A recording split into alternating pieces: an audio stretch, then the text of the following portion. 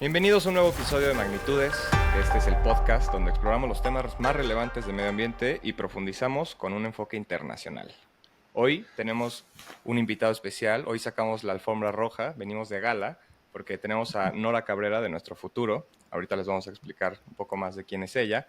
Y también estamos de gala porque es el primer podcast con video que tenemos aquí en Blue Wire y pues estamos bastante encantados al respecto.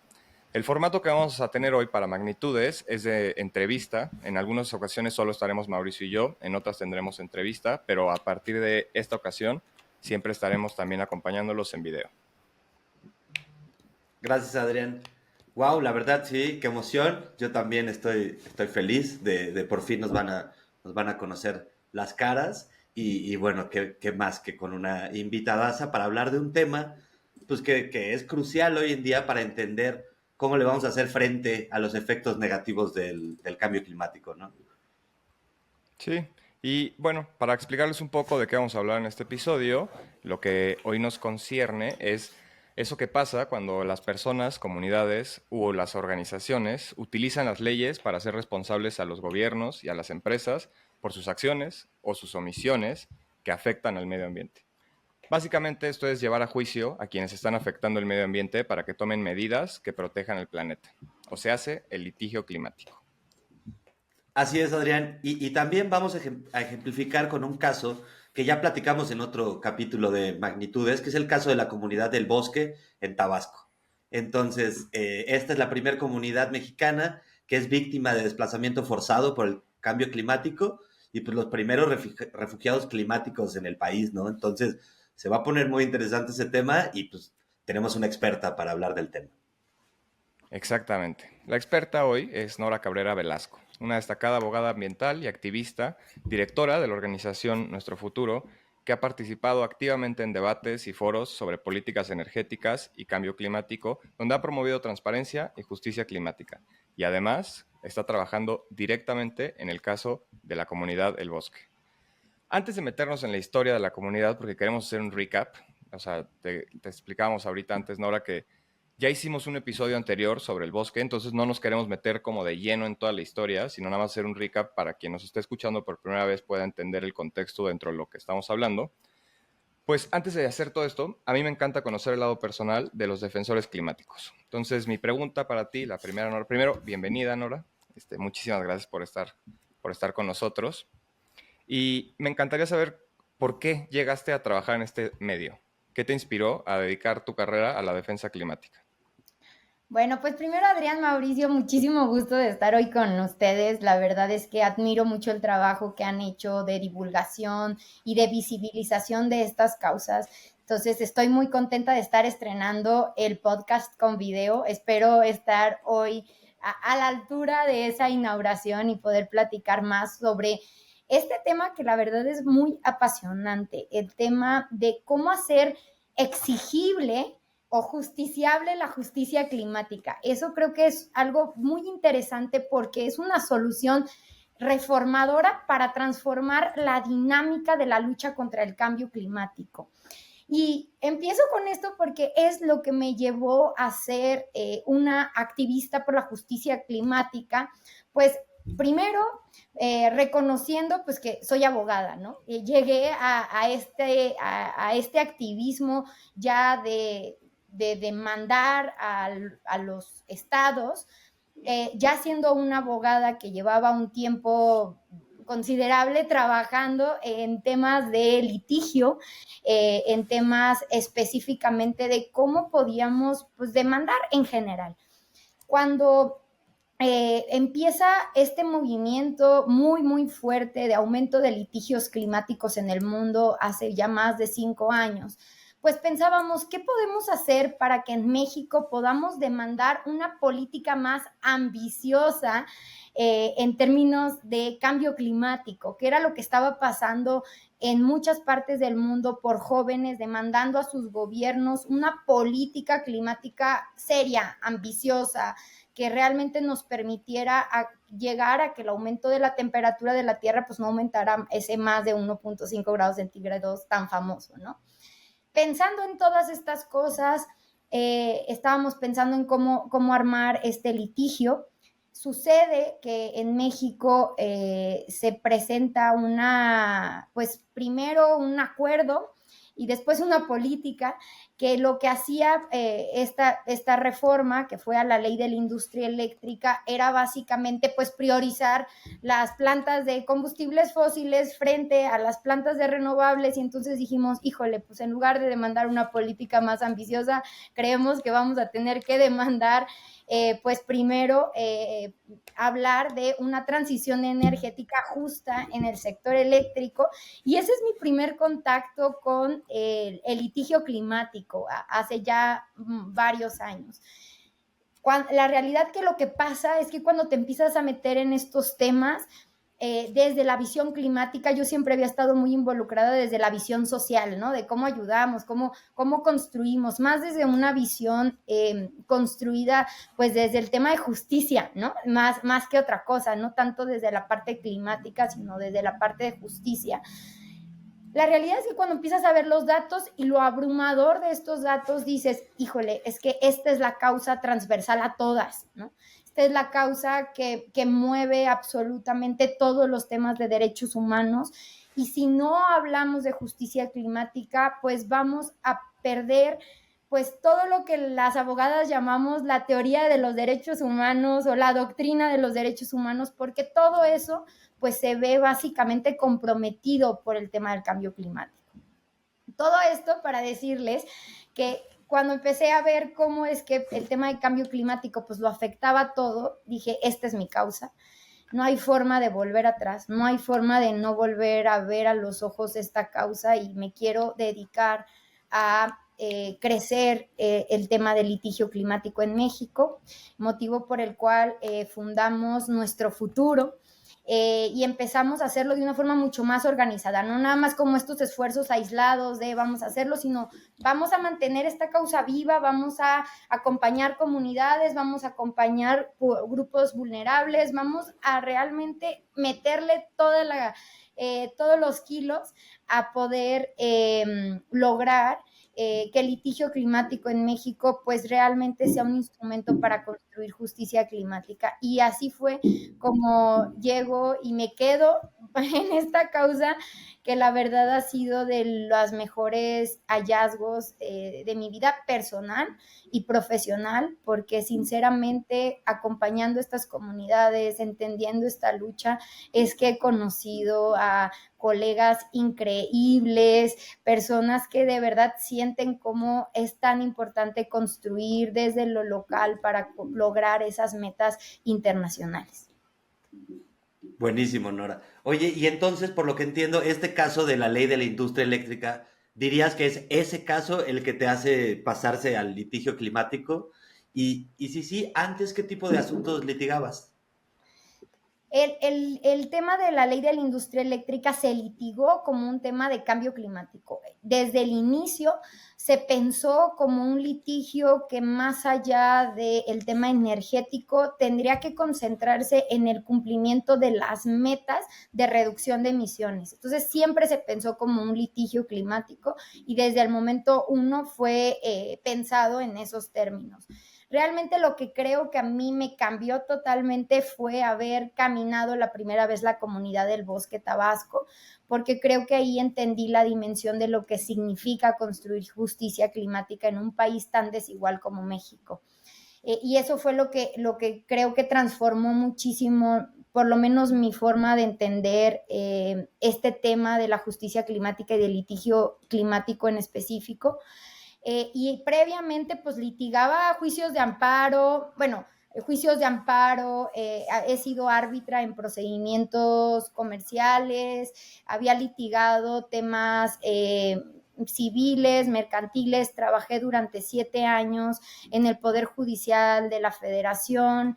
He estado en diferentes trincheras, normalmente en temas siempre de derechos humanos, en temas de interpretación constitucional y en temas de cómo vinculas la interpretación de la Constitución con los tratados internacionales, ¿no? En eso famoso que en México llamamos estándar de regularidad constitucional, que no me voy a meter mucho a esas cosas porque yo sé que no es el objetivo, ¿no? Pero eso es ¿Traemos alguna básicamente lo que... pregunta? Oye, Nora, sí, este tema que tocas creo que es indispensable de entender, ¿no? No hay justicia social sin justicia climática, ¿no? Sí, para resumirlo así de forma simple. ¿En tu carrera ha habido algún caso específico o momento que te haya marcado, o sea, o que recuerdes o sea, con una excelente memoria? Sí, mira, creo que, y paradójicamente no ha sido en tribunales ese momento que marcó mi forma de entender la justicia climática. Más bien fue la primera vez que junto con las personas de la comunidad del bosque fuimos caminando lo que el mar ya se había llevado. Esa primera vez que fuimos a la comunidad de El Bosque, la verdad es que para mí fue un antes y un después en mi forma de entender no solamente mi vida profesional, sino también la vida en general. Como fue muy impactante esa cosa de ver que el cambio climático se lo lleva todo, y que esa cosa que veíamos casi apocalíptica, hay comunidades que ya lo están viviendo y que la indiferencia, sobre todo de aquellas o aquellos tomadores de decisiones, pues nos están llevando ahí, ¿no? Entonces, creo que ese fue un momento que para mí sí fue un parteaguas en la forma de entender muchas cosas. Y, y eso lo vincularía quizá a la experiencia de haber estado en las audiencias en Manaus, en Brasil, acompañando a la comunidad del Bosque Tabasco a que dieran a conocer su testimonio ante los jueces de la Corte Interamericana de Derechos Humanos. Creo que esos dos momentos son como algo, como un hito y como dos cosas que es importante como compaginar, porque creo que por un lado, en el tema personal para mí fue como un despertar, y cuando lo ves en el contexto interamericano, en el contexto de las normas, pues te das cuenta que sí se está construyendo un nuevo derecho y un nuevo todo bajo reglas diferentes, bajo reglas que no sabíamos que existían, ¿no?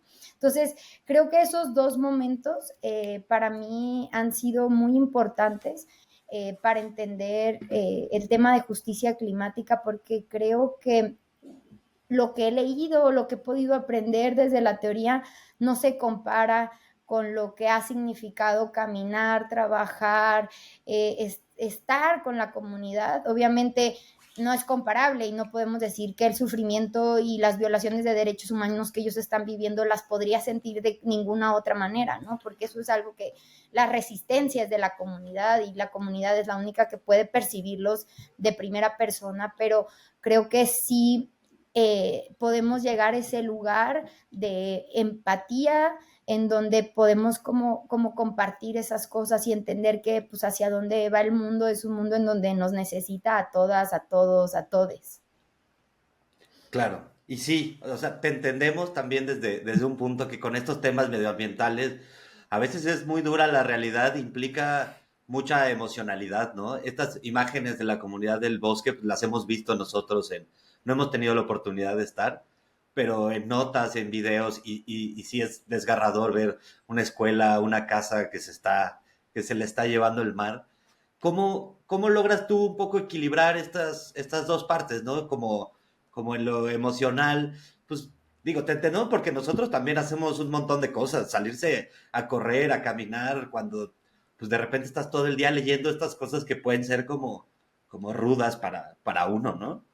Justo ayer vi que subiste un post sobre ansiedad climática, Nora, y por ahí iba la pregunta. Sí, o sea, y totalmente, nosotros estar todos los días leyendo todo lo que está sucediendo alrededor del mundo en temas medioambientales, pues sí, o sea, tipo el otro día tuve un sueño en el que estaba en Acapulco y todas las casas tenían un motorcito como tipo estudio Ghibli y era como una forma visual de mi cerebro de representar como, o sea, las emisiones, o sea, como la energía se producía eh, por casa, o sea, entonces cada casa tenía como un humito saliendo de un motorcito y sí era como impactante, ¿no? Como en el día a día es invisible, para nosotros realmente, como qué tanto estamos contaminando, pero en el sueño de tanto estar leyendo eso fue como esto. Perdón, ahí nos interrumpí, pero ¿cómo le haces para poder lidiar justo con la ansiedad climática o hacer ese balance entre vida personal y profesional para no sufrir o cómo te va con eso? Adrián, ese post que dices era un meme que hizo un hacker por nuestro futuro, desde la cuenta de nuestro futuro, que básicamente decía, mientras a todo mundo se le junta el ganado, a mí se me junta la ecoansiedad, ¿no? Y parecería un chiste, y que sí es el propósito de ese meme, pero creo que ese meme engloba muchas cosas. Y creo que la primera cosa es siempre construir en colectiva, siempre construir de manera colectiva. Creo que es una forma en la que es tolerable y puedes seguirlo haciendo con un propósito y con un sentido de alegría y de positividad, ¿no? Que creo que es fundamental en una causa como esta. Entonces creo que lo primero siempre es que esto siempre va en colectiva.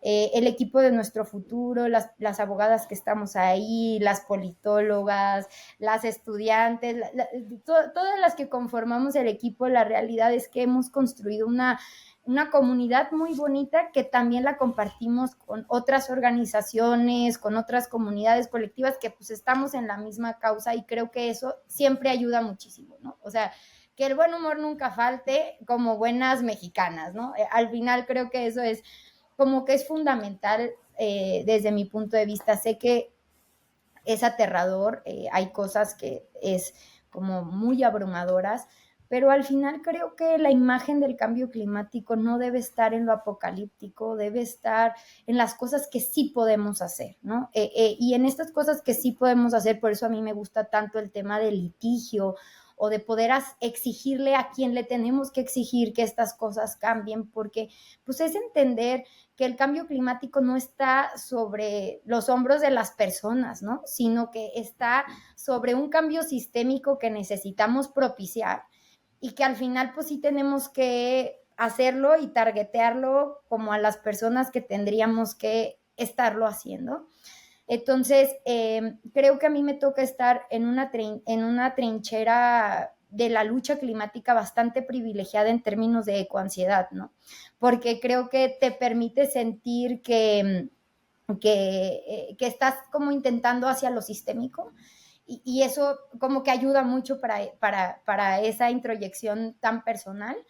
Y la segunda es que todo lo que hacemos siempre es en colectiva, ¿no? O sea, ustedes ven a Nora Cabrera hablando de nuestro futuro, pero vemos muchas personas que estamos ahí, ¿no? Y que son personas que ponen todo su corazón y su amor en hacer y construir estas cosas, entonces pues eso es mucho más llevadero. También que otra cosa, la realidad es que a mí me encanta la naturaleza, o sea, me encanta ir y caminar, cada que puedo escaparme a cualquier lugar, lo hago. También tengo momentos de desconexión, las personas que me conocen saben de esto, o sea, puedo trabajar muy duro durante cierto tiempo, pero salgo y me desconecto. Y esas cosas creo que para mí han sido una forma de enfrentar esta ecoansiedad que existe, pero también creo que lo que todo mundo vivimos más allá de esta causa climática, ¿no? Esta intensamente no es de gratis, ¿no? Esta parte de la ansiedad hay que sentarla, creo que es una cosa que pues sí permea a las generaciones y que necesitamos pues todas y todos como saber cómo trabajarla.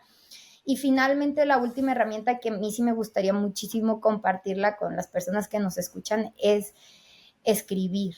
O sea, yo lo único que nunca falta en mis mañanas, y antes del podcast platicábamos que éramos personas de las mañanas, pero lo que nunca falta en mis mañanas son dos cosas, nunca, o sea, pase lo que pase, a menos que algo muy radical suceda, es llevar un diario y escribir mis objetivos, cómo me siento y también qué cosas salieron bien y salieron mal de un día anterior, y hacer ejercicio.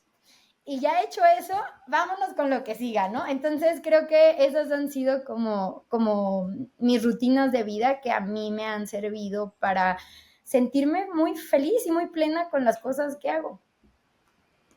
Sí, y bueno, y deberías, porque sí, es bastante, creo, lo que haces, y creo que no hablo solo por mí.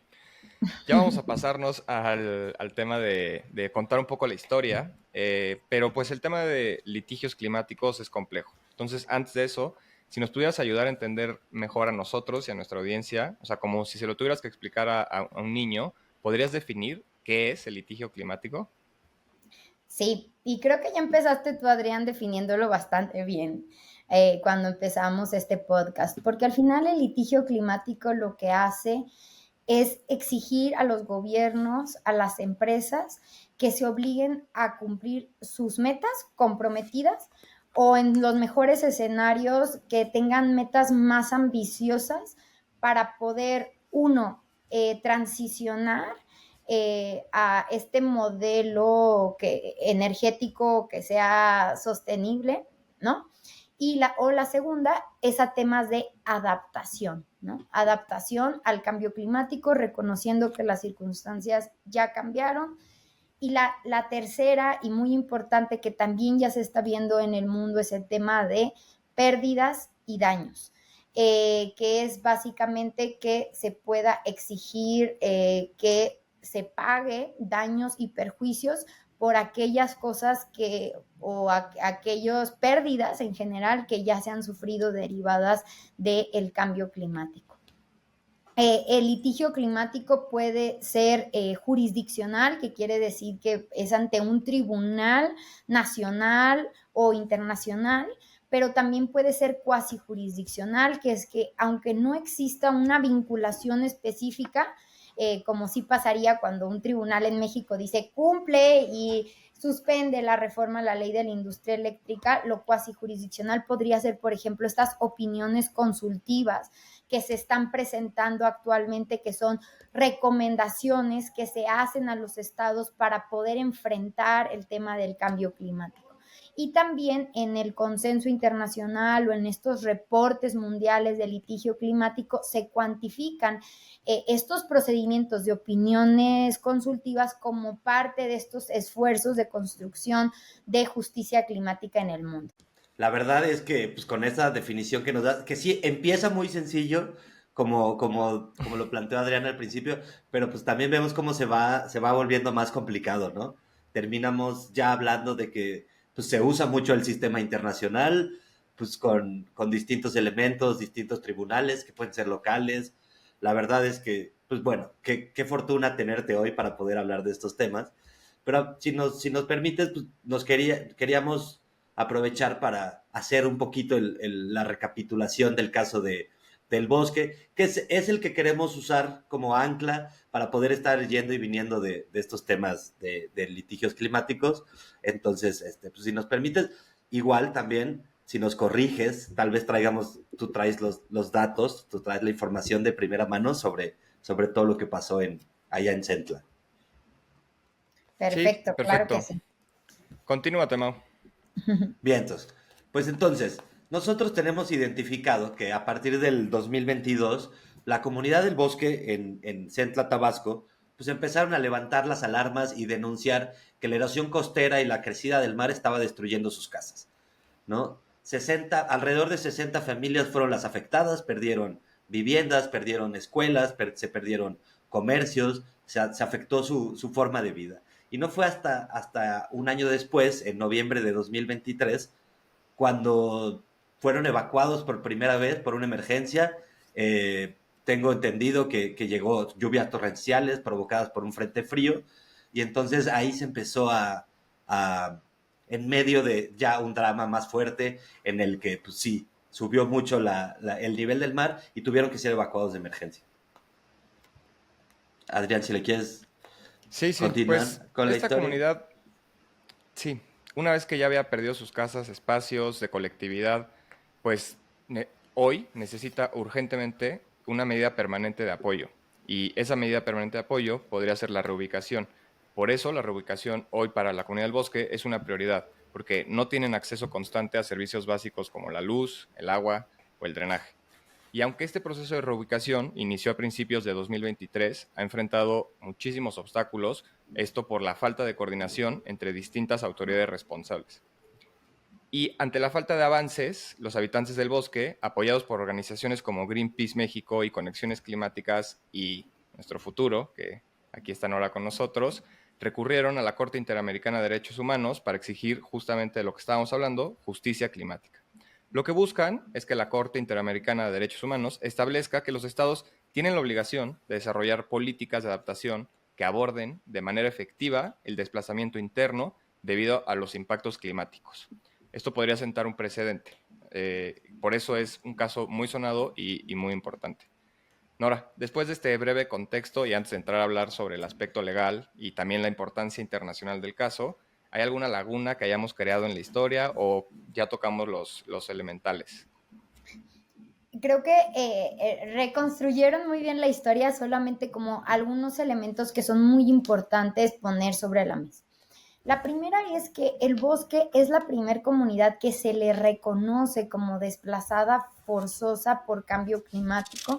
Sin embargo, es probable que por fenómenos vinculados al cambio climático, previamente personas se hayan tenido que movilizar de manera forzada también. Lo que ha caracterizado a este caso en ese proceso de reconocimiento es precisamente que la resistencia de la comunidad y la forma en la que la comunidad se ha organizado comunitariamente es que han hecho una exigencia colectiva de una reubicación planificada y justa desde hace muchos años como una medida de adaptación y algunos dirían que una medida de pérdidas y daños de lo que ha sucedido a la comunidad por problemas de erosión costera, aumento de nivel del mar y otros fenómenos que están exacerbados por el tema del cambio climático.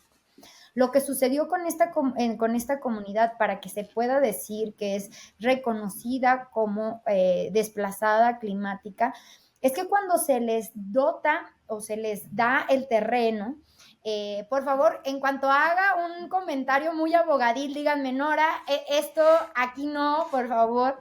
Se les da el terreno. Se les da el terreno, en el decreto se dice que se les está reubicando por causas vinculadas al cambio climático, ¿no? Y entonces, esta comunidad lo que ha hecho y el proceso que se ha llevado con la comunidad es un proceso de acompañamiento jurídico estratégico. Así le vamos a poner para efectos de esta charla, porque realmente lo que se ha priorizado primero es la comunidad y que la comunidad pueda vivir en otro lugar de manera digna. Más allá de iniciar litigios que sí podrían generarse actualmente, pero que lo que se ha priorizado es encontrar los mecanismos que el Estado ya tiene actualmente para que de la forma más rápida posible estas personas puedan vivir en condiciones dignas. Porque lo que ha sucedido con esta comunidad es que pues lo han perdido todo, ¿no? La primera vez que fuimos todavía tenían su escuela. La segunda vez que fuimos ya esa escuela no existía. Y han ido perdiendo pues sus casas, su energía eléctrica, su sistema de agua, su drenaje, las escuelas, los hospitales, absolutamente todo. Han perdido hasta su geografía, ¿no? O sea, su derecho a esa tierra, pues el mar ya se lo comió. Y actualmente la comunidad se encuentra hacinada en un pedacito que queda entre el río y el mar, ¿no? Y están ahí en casas de lámina que han tenido que construir quienes no pueden pagar una renta o pueden estar con sus familiares, porque en México no hay una política de refugios temporales que atienda al problema del desplazamiento forzado por cambio climático, que implica que son nuevas realidades.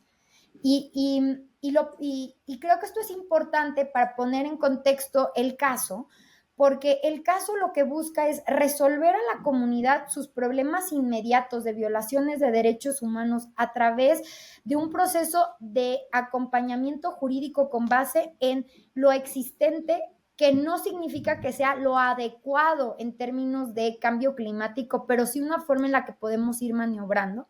Y en paralelo una estrategia para que la comunidad sirva como un referente de cómo tendría que generarse una política de adaptación aparejada de un reconocimiento de el desplazamiento interno forzado por cambio climático como una realidad, y que esa realidad pues tendría que subdividirse de dos formas. Esos fenómenos climáticos que son inmediatos,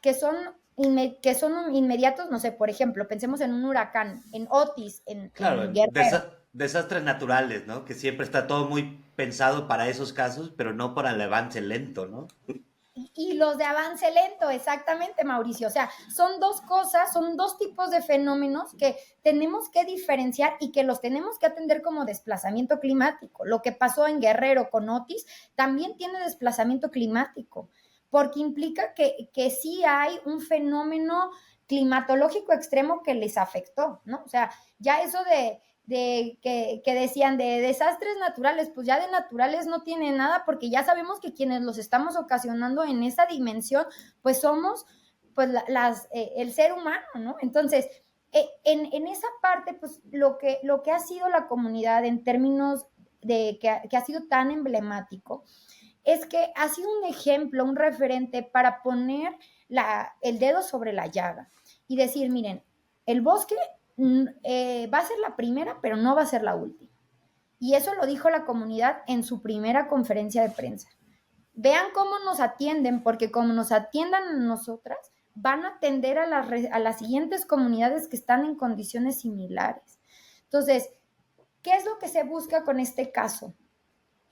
Primero, la comunidad actualmente ya tiene un terreno y están construyendo sus casas. Ahí viene también un proceso porque la propia comunidad pues tiene un padrón de quienes forman parte de esta comunidad y hay algunas personas que aparentemente, porque todavía no conocemos con certidumbre ese padrón, pues no son parte de esa reubicación. Entonces, ¿qué tendrá que suceder? Pues que estas personas tendremos que litigar en conjunto con ellos que se les incluya como parte de este padrón de los que ya están incorporados en este proceso de reubicación, ¿no? Y estas otras personas que ya están incorporadas en el padrón, que como ustedes bien lo decían, son alrededor de 60 familias, se les reubique de la manera más urgente posible, por esto que ya les platicaba de las condiciones en las que están viviendo. Hace 2 semanas estuvimos ahí en la comunidad acompañando pues el proceso y platicando con ellas sobre en qué momento era en el que se encuentran. Y pues la comunidad sí está en un momento bien diferente a hace 2 años, ¿no? Porque ya saben que tienen ese terreno, que sus casas se están construyendo y que al final pues van a tener una casa digna a donde irse, porque el mar ya se llevó las suyas. Pero al mismo tiempo está una preocupación tan legítima de, a ver, somos pescadores, nos van a llevar a otro lugar en donde se tiene que garantizar que nosotros podamos seguir pescando. Nosotros no somos personas de ciudad, ¿no? Eso es lo que dice la comunidad. Entonces, ahora viene todo este proceso de adaptación al que tendrá que enfrentarse la propia comunidad una vez que ya les sea reubicado. Entonces, creo que en términos jurídicos y como terminando esta parte de la historia, pues es también cómo ha evolucionado, en dónde se encuentra actualmente la comunidad, que es ya con un terreno, con firma de sus casas para ya muchas de estas familias, pero que también ¿Quién tendrán está que pagando detonar. las casas, Nora? Lo está pagando SEDATU a través de la CONAVI. ¿Y por qué está pues, sucediendo de esa forma? Y esa es una muy buena acotación, Adrián, porque en esta parte de lo que les decía de que hemos ido como navegando por las leyes, es que en este proceso de acompañamiento, pues la realidad es que a la comunidad, más que tener una sentencia y un litigio climático muy emblemático, lo que necesitan son sus casas, ¿no? Y entonces no era como nada más decir, pues vamos a llevar el litigio más fregón de toda América Latina. Y no, la comunidad necesita que le resuelvan. O sea, está viviendo en qué condiciones.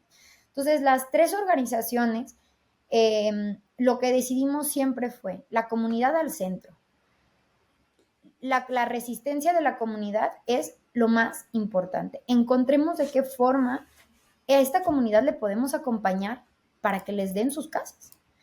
Y entonces, con toda la transparencia del mundo, desde el principio que llegamos a la comunidad, les dijimos, a ver, nosotros no somos gobierno, nosotros no tenemos dinero. Nosotros lo que vamos a hacer es intentar encontrar dentro de lo que existe en el Estado la forma para que ustedes puedan resolver este problema que no es su culpa, ¿no? Y que ustedes no han hecho básicamente nada para que esto sucediera porque está vinculado con temas de cambio climático. Y en ese proceso encontramos que hay un programa de vivienda social que genera la SEDATU, la Secretaría de Desarrollo Territorial y Urbano, junto con la CONAVI, que es la comisión que se encarga del tema de vivienda. Este programa, que es un programa social, está enfocado como para reubicaciones cuando van a inundar un pueblo por una presa o cuando hay como un problema de un deslave, problemas de vivienda, ¿no? Y entonces lo que les dijimos es, miren, como ustedes pueden aplicar para que les den algo de un programa social, podemos hacer este procedimiento para que ustedes apliquen a este programa y a través de este programa pues se les pueda reubicar. La comunidad dijo, adelante, vamos a intentar este tema, vamos a firmar estas solicitudes, vamos a juntar lo que teníamos, lo que tienen, ¿no? Lo que tenían ellos para poder presentar las solicitudes. En paralelo, había una estrategia de comunicación y de incidencia muy importante que todas y todos ustedes ya conocen, que generó que hubiera una cosa muy interesante en términos de este caso, que fue como SEDATU y CONAVI dicen, veamos de qué forma construimos este tema de la reubicación. Y nosotros empezamos a platicar, a ver, bueno, pero tiene que ser bajo una perspectiva de justicia climática, porque aquí no es reubico a una persona y le doy su casa, no, esta es una comunidad que funciona como comunidad y que se le tiene que reubicar para que pueda seguir siendo comunidad en otro lugar, ¿no?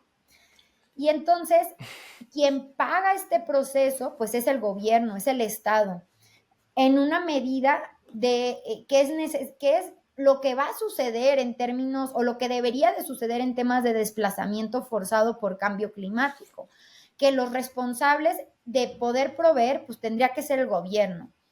Hay todo un movimiento muy fuerte, no solo en México, sino en el mundo en términos de migración climática, que las petroleras deberían de estar pagando por esos daños, ¿no?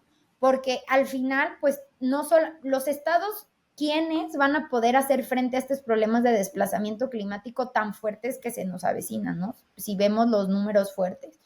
Entonces, ahí hay todo un tema de qué responsabilidad también tendrían, por ejemplo, las petroleras en términos de reparaciones o en términos de estos fondos internacionales que existe, pero bueno, ya ese es todo otro tema. En el caso del bosque, la reubicación hasta ahora ha estado financiada por el gobierno, bajo un proceso de violaciones de derechos humanos que hay que decirlos, han sido abrumadores, ¿no? O sea, no es que el gobierno lo haya hecho todo bien, pero pues hemos ido trabajando de la mano para que se pueda construir esta reubicación. Que esta reubicación de la comunidad del bosque no es replicable en términos de lo que ha sucedido, ¿no? O sea, y hay muchas otras comunidades que están en las mismas condiciones, que es por eso que pugnamos tanto por una política pública que atienda esta problemática en su integridad. Oye, Nora, entonces a ver si entiendo un poco esta diferencia de acompañamiento jurídico estratégico como directamente al litigio, ¿no? Porque por lo que estoy entendiendo, pues ayudaron a esta comunidad a, digamos, beneficiarse de este programa social, ¿no? No fue a través de una sentencia que diga, tu Estado estás obligado a reparar en este momento el daño, sino ustedes les han ayudado a encontrar, ahora sí que el como sí, ¿no? O sea, con lo que ya hay, acompañarlos, ayudarlos como pues, a obtener acceso a estos programas, que luego no es solo que existan, sino es el acceso a eso que no siempre es fácil, y menos si es una comunidad de pescadores que lo último que están pensando es en la SEDATU o en a qué se dedican esas dependencias, ¿no? También me imagino a presentar el caso en la esfera pública, ¿no? O sea, como esta parte como de comunicación, me imagino que también fueron auxiliares ahí. Y antes de que respondas esa, Nora, yo me quedé con la duda de, son pescadores y fueron reubicados a través de este programa, que justo como Mauricio mencionaba, no fue a través de una sentencia en un juzgado.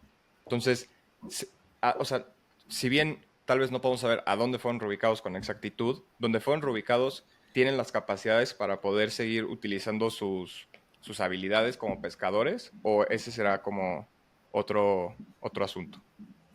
Sí, y empiezo por la pregunta de Mauricio, es más bien por la aclaración de Mauricio, que básicamente así es como ha sucedido. Y eso es precisamente lo que decíamos en la Corte Interamericana de Derechos Humanos para esta opinión consultiva. El gran problema para estas comunidades es el tema de acceso a la justicia, que el acceso a la justicia no necesariamente va a ser una sentencia después de 5 años.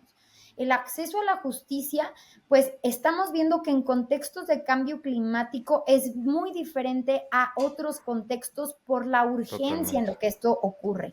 Si hubiéramos esperado a tener una sentencia, pues esta comunidad ya no estaría integrada como comunidad para efectos de poder ser reubicada, porque hubieran tenido que buscar otras formas de subsistencia que hubiera hecho que esta comunidad se disolviera, ¿no? ¿Qué haces después de 5 años de estar peleando? Pues la comunidad ya no existe para efectos de una reubicación. ¿Cómo se mantienen en esos términos, no?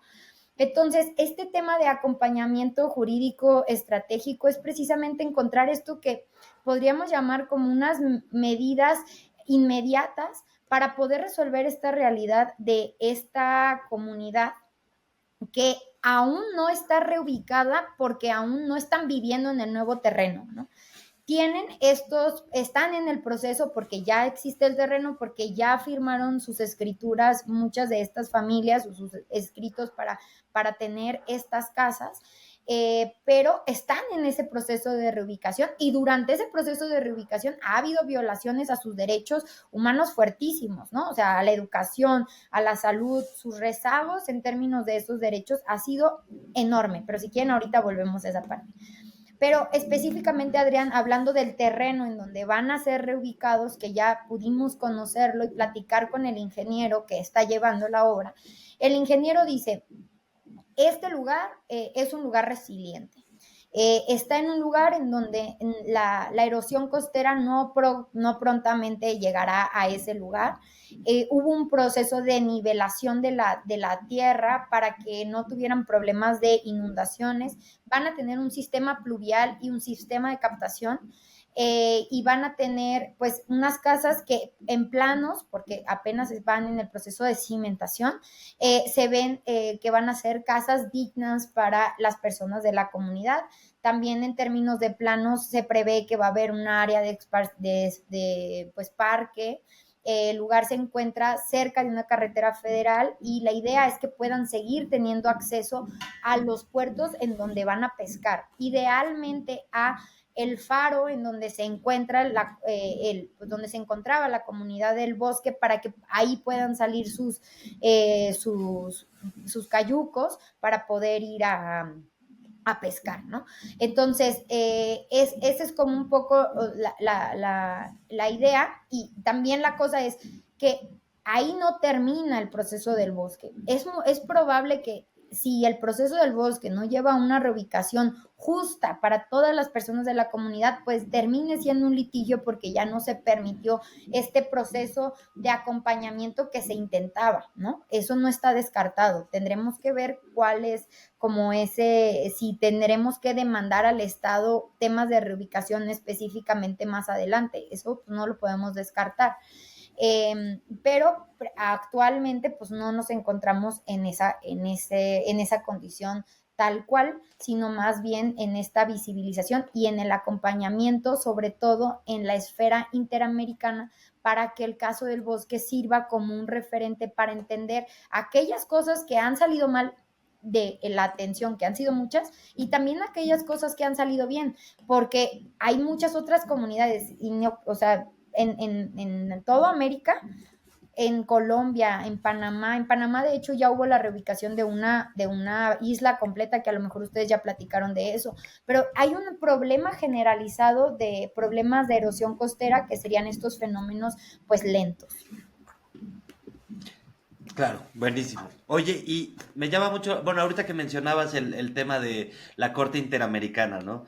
Si subimos esto un poquito al nivel sistémico, ¿cómo es posible? O sea, digo que ahorita pues con todo este contexto pues ya sabemos, ¿no? Pero imagínate a alguien que le dices que es posible responsabilizar a un estado por la subida del nivel del mar, ¿no? O sea, se me hace algo que yo creo que hace unos años era imposible de pensar en el derecho, como pues, en qué momento se establecen este tipo de acuerdos. Digo, sabemos que está pues, la Naciones Unidas, el Acuerdo de París, pero como qué tipo de obligaciones son las que ahí se establecen y cómo se llega a este punto de tener las capacidades de exigirle a un país o un estado en realidad por ejemplo, por la subida del nivel del mar.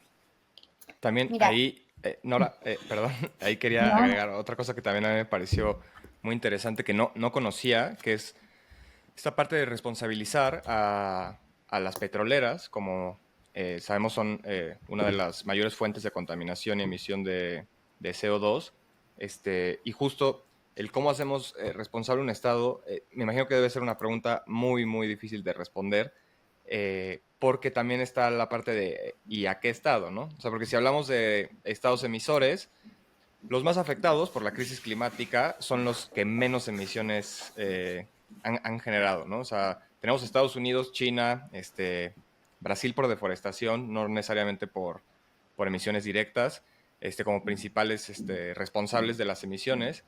México no es uno de los mayores, pero tampoco es uno de los menores. Entonces, justo, sí es una pregunta interesante, creo, y me interesa mucho saber cómo nos puede responder eso. O sea, como más allá de un aspecto legal, o sea, de que sí está el Acuerdo de París y están todos estos términos que podemos explicar, pero ¿cómo se llega a este momento en el que como humanidad decidimos de que subió el mar, se acabó con mi casa y ahora tu estado, benefactor, ¿no? Porque también creo que también partimos de ese concepto del estado benefactor, ahora tú me tienes que dar a mí otra vez, o sea, como resolverme este problema. mira, es una pregunta muy interesante porque aparte tiene que ver con la justicia y el derecho en su esencia. Y es que siempre el reto más grande cuando hablamos de leyes y de normas es que esas leyes se cumplan en términos de protección de derechos, ¿no? O sea, no nada más de que se cumplan porque se cumplan, sino que realmente te protejan. Ese es el reto más grande en términos de justicia en México y en el mundo, ¿no? Ese es como el gran debate, cómo las leyes protegen. El primer elemento que tenemos es que sí existe un consenso internacional de tratados internacionales que después bajan a reformas constitucionales y después a leyes nacionales que nos hablan de obligación de los estados y específicamente en el caso de México de atender esta problemática. Ese vínculo ya existe, pero ahora tenemos lo que le podríamos llamar la conflictividad climática, que se ha dividido básicamente en 6 puntos y me gustaría tocarlos porque eso engloba muchos de los problemas que hemos visto no solo en el tema del caso del bosque, sino en otros casos que acompañamos. Y esos seis como esa categorización de 6 son los siguientes. Primero es el tema de derechos humanos y su vínculo con cambio climático. O sea, cómo el cambio climático ya viola derechos humanos y que cuando hablamos de crisis climática hablamos necesariamente de violaciones de derechos humanos, no de gases de efecto invernadero en abstracto, sino ya de cómo afectan nuestros derechos. La segundo tipo de conflictividad es la no aplicación nacional de las políticas climáticas que ya existen vinculadas al clima o al cambio climático, ¿no? La no cumplimiento de esas normas. El tercero es no más explotación de combustibles fósiles y que estos se queden en el subsuelo. Ese conflicto todavía no llega a México, pero ya está en otras partes del mundo como en Ecuador. La cuarta es la responsabilidad de las empresas por daños y perjuicios vinculados con sus programas o con su incumplimiento a sus estándares empresariales, ¿no? El quinto es la divulgación de información y el fin del greenwashing, que es otro de los grandes temas de la conflictividad climática. Y el sexto es el tema de la falta de adaptación al cambio climático. Estos 6 son los que ya vemos como reportados y de hecho ya los retoma el Informe Mundial sobre Litigios Climáticos como las principales conflictividades. Ahora, ya se habla de cuáles son las siguientes conflictividades y a esas 6 hay que agregarles 3, que son migración climática, casos presentados por pueblos indígenas y pueblos originarios por la afectación desmedidamente diferenciada a comparación con otras personas, y las responsabilidades que vienen posteriores a fenómenos meteorológicos extremos que ya se pueden vincular con cambio climático. Dicho todo este tema de la conflictividad, para poder llegar a esta pregunta de cómo o en qué momento el gobierno es el responsable del problema de la erosión costera. Y aquí tenemos 3 niveles para el tema del caso del bosque. El primero, en un tema de justicia climática en su dimensión social y de desigualdad. Tenemos a una comunidad que siempre se le olvidó, porque ¿en dónde se está perdiendo territorio? En las comunidades más pobres. ¿Por qué en las comunidades o en los lugares donde hay más dinero este problema de erosión costera todavía no se está viviendo de esta manera? Porque ha habido medidas de adaptación muy diferenciadas a las medidas de adaptación de estas comunidades que son las más pobres. Entonces, que a esta comunidad se le tenga que reubicar es un tema de responsabilidad, porque México no tiene una política nacional de adaptación al cambio climático. Y en términos de justicia, y si hablamos de un tema de justicia social y que no hay justicia social sin justicia climática, una comunidad de pescadores como la comunidad del bosque, pues tiene derecho a una reubicación, y no desde una visión asistencialista, sino desde un tema de responsabilidad del Estado de cumplir con sus obligaciones, ¿no? Entonces, ¿qué es lo que sucede además en términos de estas responsabilidades y por qué les narraba estos tipos de conflictividades? Porque tenemos en México una legislación que ya habla de temas del cambio climático, pero que no está aterrizada a programas o a políticas que nos permitan realmente encontrar la forma en la que funcionen, involucrando a todas las autoridades, ¿no? Uno de los problemas más claros que hemos visto es que existen todas las leyes, que si las articulamos podemos llegar a esta conclusión como la del bosque, de que existe esta obligación de reubicación por parte del Estado, pero no es porque esté así de claro que SEDATU o Semarnat o qué autoridades son las que están obligadas a esto. Esto ha tenido que hacer un estudio y una articulación de ir construyendo ese derecho, porque no está así de claro.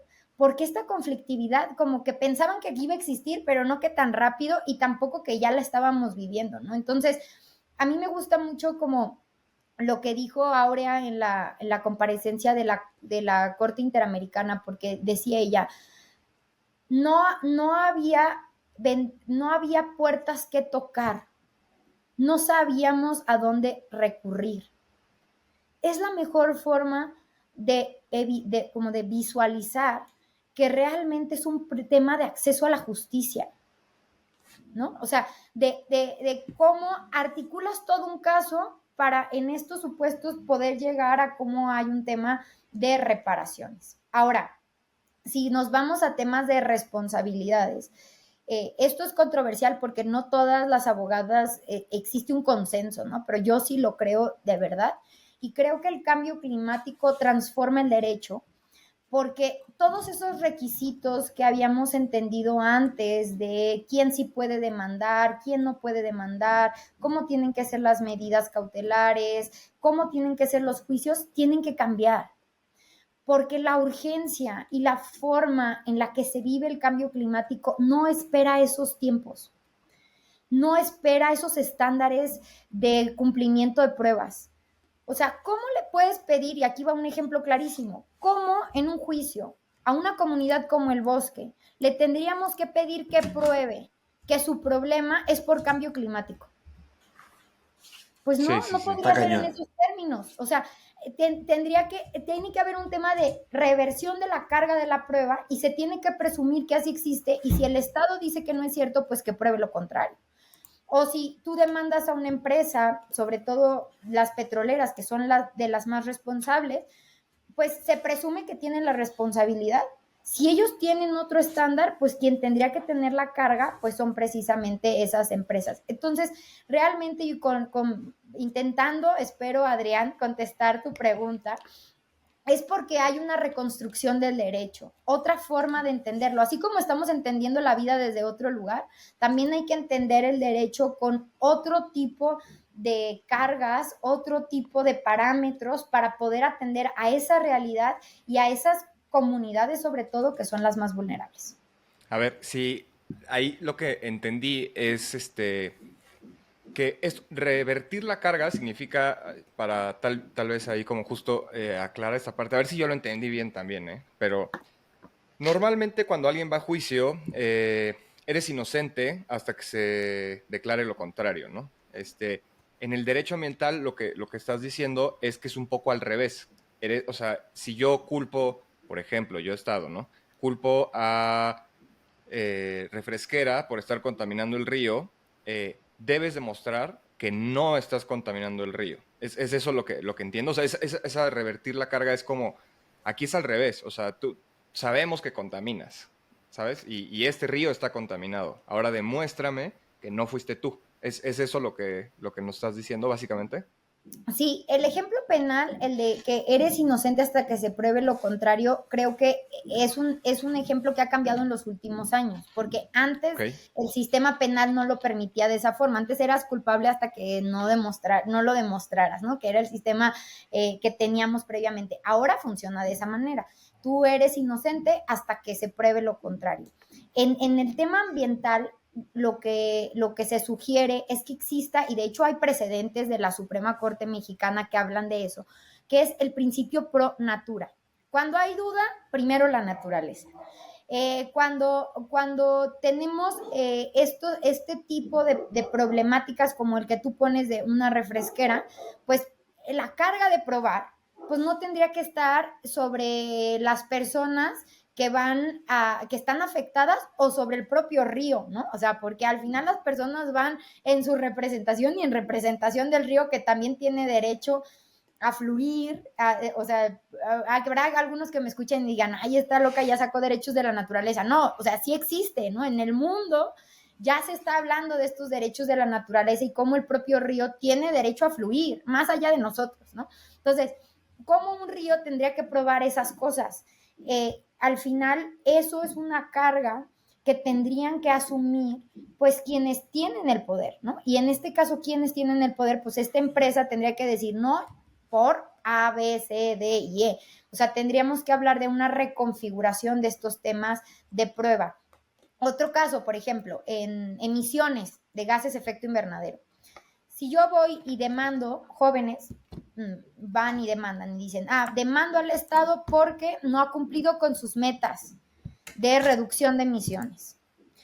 Pues bajo este principio se tendría que presumir que no ha cumplido con las metas, y el Estado es quien tendría que probar con elementos suficientes que sí ha cumplido con las metas.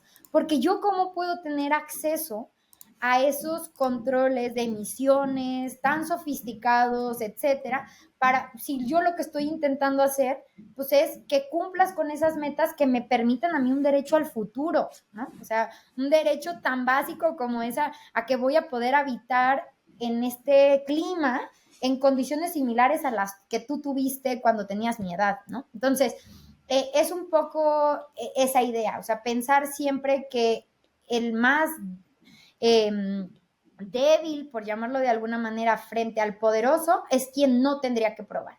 Quien tendría que probar es el poderoso, ¿no? Sí, es usar la lógica un poco también, ¿no? O sea, es Exacto. aceptar las Suena- asimetrías en la vida y que formen parte de nuestra existencia, ¿no? Que es, pues bueno, lo veo progresista y lo veo, pero verdaderamente progresista. O sea, eso sí me parece un progreso real. eh, y está pues, increíble. Mau, ¿tú tenías algo más que decir?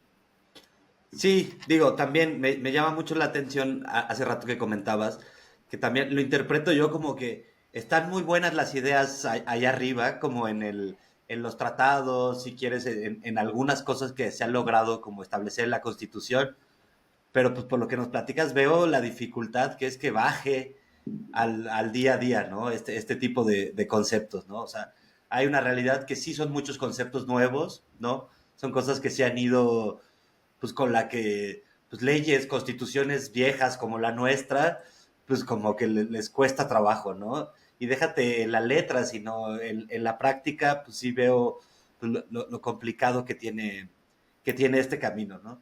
Y tal vez pensando un poco en esos términos para ti como litigante en estos casos tan complejos y tan pues de tanta actualidad, ¿no? Es de muchos precedentes de buscar, pues probablemente los precedentes ni siquiera aquí en México, ¿no? Sino en otras partes del mundo.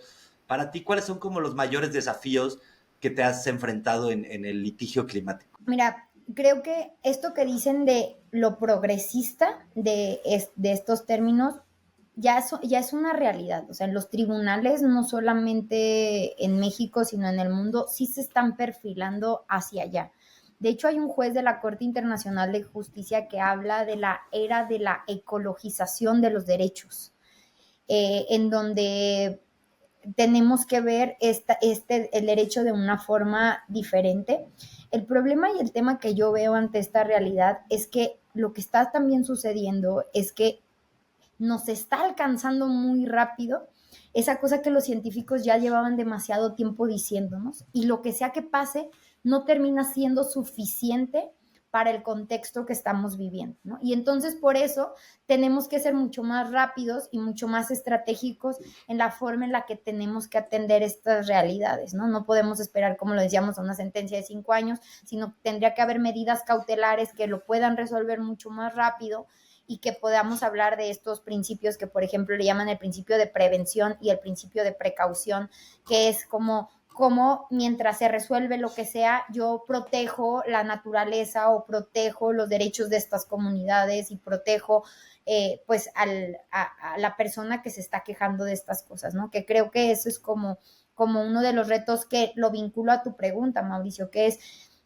¿cuáles han sido esos retos? Creo que el principal reto es como comunicar que esto es verdad y que es real y que existe y que ahí estamos, ¿no? O sea, pero también ha habido muy buenas sorpresas, porque me ha tocado, por ejemplo, una jueza en Tabasco.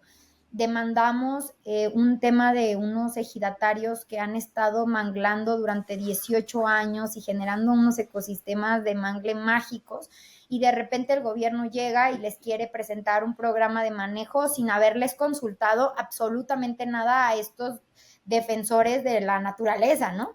Que llevan manglando su territorio durante 20 años.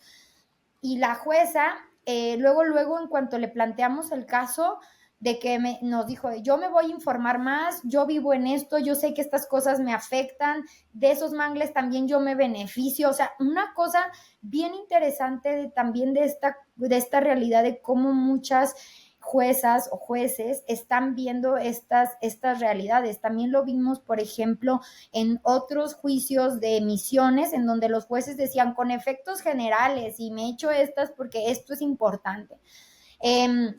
Pero también tenemos otros casos en donde los jueces no lo entienden igual. Entonces, creo que el primer tema sí es un proceso de concientización en todos los niveles, porque cuando ya existe una conexión a esta causa desde las diferentes trincheras, tomamos decisiones más acertadas, porque es una decisión desde la conexión de lo verdaderamente importante, ¿no? Entonces, creo que ese es como el primer reto que sí veo sobre la mesa, aunque se escuche tan trillado el tema de la concientización, pero es que creo que no lo hemos superado todavía. Seguimos y seguimos sobre ese punto. Ya en términos jurídicos, muy específicamente, uno de los primeros retos, y creo que ese me parece fundamental, es que todo mundo podamos demandar si estamos viendo algo que esté afectando a la naturaleza. A mí me parece inconcebible que tengamos que seguir esperando o demostrando que nos afecta de alguna forma ese deterioro ambiental o climático que se está generando para poder ir y demandar.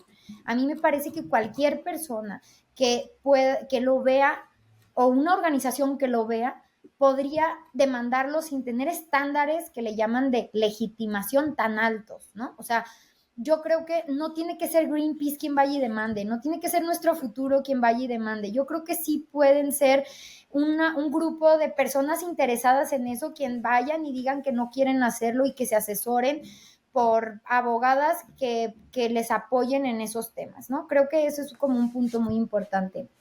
El tercer punto del reto que yo veo muy importante, y perdón, pero creo que esto es una ceguera de taller, es que creo que necesitamos más abogadas metidas en esto. O sea, como más personas en la abogacía que queramos dedicarnos a estas cosas y que queramos defender eso que es de todas y es de todos. Yo sé que hay muchísimos defensores y defensoras de territorio que han hecho trabajos increíbles y que son verdaderamente como si fueran abogadas de la tierra, ¿no? Pero creo que también se necesitan como estas herramientas técnicas que puedan ir permeando porque hay que ver ese contexto en una realidad. La realidad jurídica es compleja, malamente, porque debería de ser más sencilla, pero es compleja. Entonces, si queremos realmente avanzar el cumplimiento y la protección de los derechos, pues necesitamos una abogacía más preparada en términos de derecho, pero una abogacía más preparada que entienda el derecho diferente. O sea, no tengamos miedo a plantear cosas locas y que nos digan, ay, no, es que se está volando las trancas. Pues sí, en estos tiempos hay que volarnos las trancas, ¿no? O sea, como, o sea, yo ahora veo científicos con trayectorias inmensas aventándose unas cosas que yo nunca pensé que un científico lo fuera a hacer. Y ahora los veo haciéndolo por el contexto que estamos viviendo. Creo que lo mismo pasa desde las diferentes trincheras en donde nos encontramos. Claro, Claro, sí, ya digamos que ya hay una urgencia, ¿no? Que amerita, creo que querramos saltarnos las trancas para hacer algo al respecto, ¿no?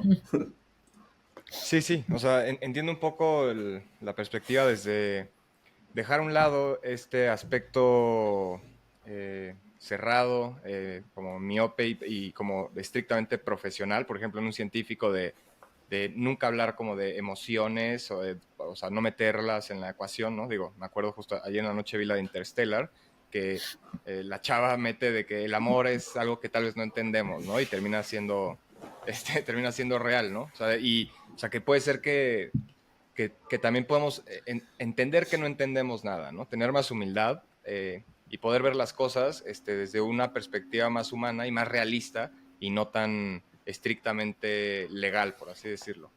Y bueno, pero irónicamente, hablando de lo legal, aunque no sea de forma estricta, y para ya ir cerrando el tema, Nora, ¿cuál es la importancia de este caso en específico, del caso de la comunidad del bosque, en el aspecto, o sea, nacional para México y en el internacional? Creo que el primero es el reconocimiento del desplazamiento climático como un problema prioritario y de atención transversal. El tema de migraciones en general es un tema muy complejo sobre el cual se ha dedicado muchísimo tiempo, pero específicamente el tema de migraciones climáticas toma aún más relevancia. Algo que a mí me ha impresionado mucho en este camino, pues, la verdad es que yo no sabía nada de migración climática, ¿no? Hemos ido aprendiendo en el camino. Me ha llamado mucho la atención que las personas que se han dedicado siempre al tema de migración ahora quieren entender cambio climático.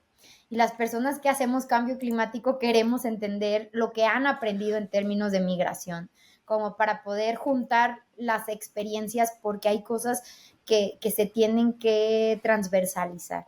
Entonces, creo que uno de los grandes puntos del caso del bosque es evidenciar este problema y atenderlo de manera integral, porque a quienes afecta este problema de desplazamiento forzado es naturalmente a las comunidades y son las primeras afectadas, pero al final tenemos una afectación colectiva si no lo atendemos de una forma realmente estratégica, ¿no? También tenemos, y leía un documento que sacó la UNAM hace poco sobre migraciones climáticas y decía, a ver, Guadalajara, Monterrey, Ciudad de México, volteen a ver lo que está pasando en las costas y en las zonas de las sequías, porque es el tema de cuántas personas llegan a estas ciudades y ustedes con sus problemas de falta de agua, pues también cómo van a estar resolviendo todas estos elementos que se van relacionando, ¿no? Entonces, creo que ese es como uno de los puntos que me parece muy importante, insistir, insistir y seguir insistiendo porque necesitamos resolverlo de una forma transversal y no dejarlo al futuro ni como esta es una pequeña comunidad de 60 familias, no, no, no, no nos equivoquemos. Tabasco y sus proyecciones hablan de que una cuarta parte de Tabasco podría quedar bajo el agua para el 2050. No falta tanto tiempo para eso. Y ya hay muchas comunidades que están en condiciones muy complicadas, cercanas al bosque o en otros estados, ¿no? Entonces hay que atenderlo como un problema. También me parece que el otro gran tema y por lo que llegamos a la comunidad del bosque es por el tema de adaptación, la política nacional de adaptación. Es fundamental tener una política nacional de adaptación y no dejarlo para después. Entender que México es altamente vulnerable a los efectos del cambio climático, como también necesita una transición energética justa y que las dos cosas van al mismo tiempo, creo que es muy importante y es una deuda que México tiene para con todas, ¿no? la política nacional de adaptación. Y la tercera es el tema de los atlas de riesgo. Creo que cuando llegamos a la comunidad del bosque, el bosque no era una comunidad vulnerable en los atlas de riesgo. ¿Qué quiere decir atlas de riesgo? Los atlas de riesgo son unos documentos que generan el Estado de en qué condición de vulnerabilidad frente a fenómenos extremos se encuentran las comunidades. Entonces, tú, por ejemplo, puedes entrar y consultar Ciudad de México, cuáles son tus problemas, ¿no? Entonces tendría que decirte cuáles son los problemas a los que te enfrentas específicamente en términos de riesgos. Se supondría que esto es para que tú puedas, pues, tomar decisiones, ¿no? Y también para que el gobierno pueda tomar decisiones. Entonces, uno de los puntos previos a tener una política de adaptación, pues, es también tener los atlas nacionales de riesgos realmente actualizados para poder tomar decisiones de una política de adaptación que atienda a esos riesgos que en cada lugar son diferentes. En las conversaciones de café lo decimos mucho, ¿no? Pues el agua en las ciudades, ¿no? La urbanización en las ciudades, pero y en las costas, la erosión costera, los huracanes, el tema de pesca, pero esas cosas necesitarían estar en atlas de riesgo que permitan hacer esos cálculos estratégicamente, porque también el dinero del Estado no es infinito. Entonces, necesitamos que esos presupuestos estén adecuadamente en los temas prioritarios para las personas, ¿no? Poniendo a las personas y a las comunidades en el centro de esos atlas de riesgo. Entonces, el caso del bosque ha sido muy importante porque al final, pues, ha evidenciado todo lo que está mal, pero también todas esas cosas que podemos enderezar como sociedad y como gobierno, ahora con esta oportunidad de que llegue una nueva administración para poder hablar de estos temas y entrelazarlos, ¿no? A entrelazar todos estos temas que tienen que ir juntos.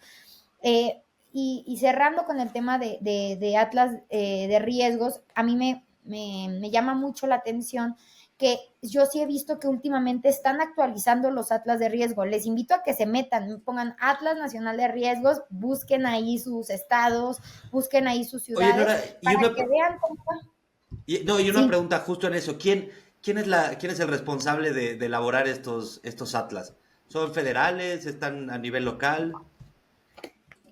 Mauricio, eso es todo un tema, pero para sintetizarlo un poco, cuando nace el Instituto Nacional de Cambio Climático, pues uno de los principales puntos pues era necesariamente que estuviéramos hablando de que hubiera una coordinación de autoridades, porque esto no lo puede hacer una sola autoridad, o sea, necesitas realmente una coordinación y no puede ser solo federal, tiene que estar involucrado la federación, el estado y los municipios, ¿no? Por eso somos una federación. Entonces, tiene que haber como una articulación. Y eso me permite también decir un punto que hemos insistido mucho desde el caso del bosque. Los atlas de riesgo necesitan estar muy bien como administrados en términos de todas las autoridades. Porque, ¿qué pasa? Llega Protección Civil del Estado, pero llega a atender el problema de que viene un huracán o una temporada de norte si hay que sacar a la comunidad 1 o 2 días, pero no a atender el problema sistémico. ¿Y qué pasa para la comunidad? Que hay un chorro de autoridades todas haciendo cositas, pero que no saben quién es la responsable. O sea, debería de haber una autoridad que sea quien le dé cuentas a la comunidad y todas las demás autoridades deberían de estar coordinadas y reportándole a esa autoridad que es quien le tiene que dar cuentas a la comunidad. A mí me parece profundamente injusto que a una comunidad de pescadores no puedas saber a quién le tiene que hablar y a quién le tiene que preguntar, ¿no? O sea, ¿a qué estándar los estamos sometiendo? Y creo que esa es una buena oportunidad de que esos atlas de riesgos pues establezcan muy claramente cómo va a quedar pues esas afectaciones. O sea, el atlas no es una ley, ¿no? O sea, es más bien, como su nombre lo dice, un establecimiento de riesgos bajo la determinación de ciertas vulnerabilidades, que yo les recomendaría mucho que trajeran o invitaran también hay un instituto en la UNAM que precisamente se encargan de ver esos temas, porque dan unas explicaciones fenomenales de la importancia de los atlas de riesgos. Pero bueno, volviendo específicamente al tema, hoy el bosque ya está incorporado como una comunidad altamente vulnerable, pero sí, ¿cuánto tiempo después y qué tantas cosas tuvieron que pasar para llegar a esa realidad? O sea, ese es otro de los puntos que se vuelven muy importantes. Claro, como También siempre algo aquí, después del niño ahogado, ¿no? Tapen el pozo. Algo que veo muy, muy importante y que quiero decir, Nora, es regresando a lo que mencionaste, que se habló durante la comparecencia en la corte, sobre que les tocó tocar muchas puertas. Pues creo que hoy no solo quiero agradecerte por hacernos entender con una enorme claridad la importancia del asunto, cómo funcionó el asunto, la importancia del litigio climático, la importancia de la transversalidad, pero sobre todo también me queda muy claro la importancia de su trabajo, porque no solamente tocaron puertas, sino que las abrieron, y hoy una vez más nos están abriendo a Mauricio, a mí y a nuestra audiencia la mente sobre lo importante que es esto, y para mí me queda clarísimo lo importante que es el trabajo que han venido haciendo, porque son como una, no aplanadora, sino están rompiendo el camino para poder generar uy, se me fue justo sabía que eso podía pasar. Denme un segundito. Se fue mi cámara, pero bueno, la voy a apagar tantito. Justamente están abriendo el camino para poder llegar a esta nueva perspectiva del derecho, a este nuevo camino que nos pueda traer justicia climática. Por eso hoy, no solo por estar con nosotros, sino también por el trabajo que has venido realizando en nombre de Blue Wire y creo que de todo México, te agradezco mucho ese trabajo y tu comparecencia con nosotros hoy. Ay, qué bonitas palabras. Muchísimas gracias, Adrián. La verdad es que las tomo y las tomamos de corazón porque la realidad es que esta ha sido una lucha colectiva, ha sido una lucha de resiliencia también junto a la comunidad. Y pues la verdad esperemos que esto incida en que haya personas o comunidades que sufran menos, o que por lo menos podamos ver esta realidad y que la podamos atender de una forma urgente y prioritaria, así como el trabajo que ustedes están haciendo aquí, ¿no? Blue Wire lo que hace es todos los días recordarnos la importancia y los datos de todas las cosas que están pasando, ¿no? Creo que al final es una sola lucha, somos una lucha colectiva desde diferentes lugares, pero estamos todas y todos, bueno, por lo menos quienes ya hemos tocado este punto de conciencia, creo que intentando ir hacia el mismo camino. Pues sí, pues muchísimas gracias, Nora. Ya poco más que agregar. La verdad, sí, gracias por tu tiempo, por tu espacio con nosotros. Yo creo que nuestra audiencia lo va a agradecer y creo que le vas a traer mucha claridad sobre este tema que es muy importante. Creo que nosotros nos llevamos algunos temas de tarea también. La verdad, revisar el tema de los Muchos. atlas de los atlas de riesgo, creo que sin duda es algo que a nosotros nos interesa también entender para poder comunicar, ¿no? Y por eso también te agradecemos mucho esto, ¿no? Porque pues, nos ayudas también a abrir los ojos nosotros y decir, pues estos son los temas de los que deberíamos de estar hablando, ¿no? La necesidad de una política de adaptación, pues también ahí, y nos encantaría si te podemos dar lata más adelante de decirte, oye, esto vimos, ¿cómo lo ves? Pues me encanta y como dices, justo vamos a hacer comunidad los que estamos en estas luchas, con estos objetivos y pues qué padre que nos puedan escuchar y que muchas gracias que estás aquí y que te tomaste tu tiempo para compartirnos. No, al contrario, muchísimas gracias a ustedes. Y la realidad es que todas estas cosas las vamos aprendiendo sobre la marcha porque todo esto va evolucionando tan rápido como vamos hablando. Como va avanzando la tecnología, también van avanzando los problemas y también van avanzando las violaciones de derechos humanos y creo que a esa altura es a la que tenemos que estar las personas que estamos involucradas y que estamos encargadas por nuestra propia profesión de encontrarle solución a estas cosas. Creo que también parte de una responsabilidad social que compartimos y que ojalá muchas personas podamos seguir compartiendo y que todo mundo a lo que sea que nos dediquemos pensemos de qué forma podemos sumar a esta lucha, porque de verdad hay un espacio y hay una forma de poder seguir juntas y juntos intentando tener un futuro. Ya no hablamos ni siquiera de un futuro, ¿no? Un futuro habitable y justo por lo menos para la mayoría. Sí, yo me llevo muchas ideas que puedo trabajar desde lo que a mí me concierne, que es la divulgación y la capacitación.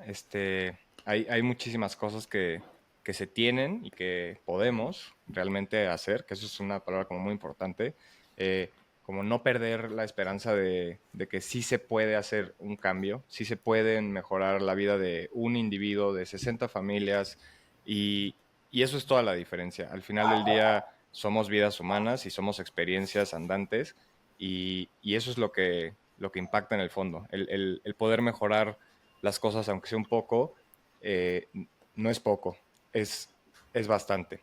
Y para seguir en este climbing up, ¿no? Hacia arriba de cerrar el programa, solo una última pregunta, Nora, es ¿cómo mantienes la motivación y la esperanza frente a los desafíos climáticos? Para aprender de ti y poder llevárnoslo nosotros y poder aplicarlo. Creo que volteando a ver a las comunidades que encuentran soluciones, ¿no? Creo que las personas que ya están viviendo muchas cosas siempre encuentran la forma de ser resilientes. Creo que las personas que sabemos y reconocemos el privilegio en el que nos encontramos, es muy importante como voltear a ver que en las comunidades se están encontrando soluciones y que solo necesitamos sumarnos a esas soluciones que se están generando y que necesitamos darle visibilización a esas resistencias. Creo que esa es como la forma en la que hasta hoy yo he encontrado la motivación de seguir en estos temas, ¿no? Creo que aquí enfrente de mí tengo una notita que, bueno, de hecho no se lo había compartido a nadie, pero ahorita que me lo preguntaron, me acordé, tengo aquí como un pizarrón enfrente de mi computadora y hace poco vinieron Yesenia y Aurea aquí a la Ciudad de México antes de que nos fuéramos a la Corte Interamericana y se quedaron aquí en mi casa y dejaron una notita que la decidí pegar enfrente de mí, que decía, que dice, Dios te bendiga grandemente, que el cielo te guarde, porque hay otras comunidades como el Bosque y esperamos que tus sueños se cumplan, pero más importante que no pierdas la fe. Y dice Yesenia Yaure abajo. Y lo tengo aquí enfrente porque me conmueve mucho, ¿no? O sea, nunca lo había compartido porque no sé, es algo muy personal, ¿no?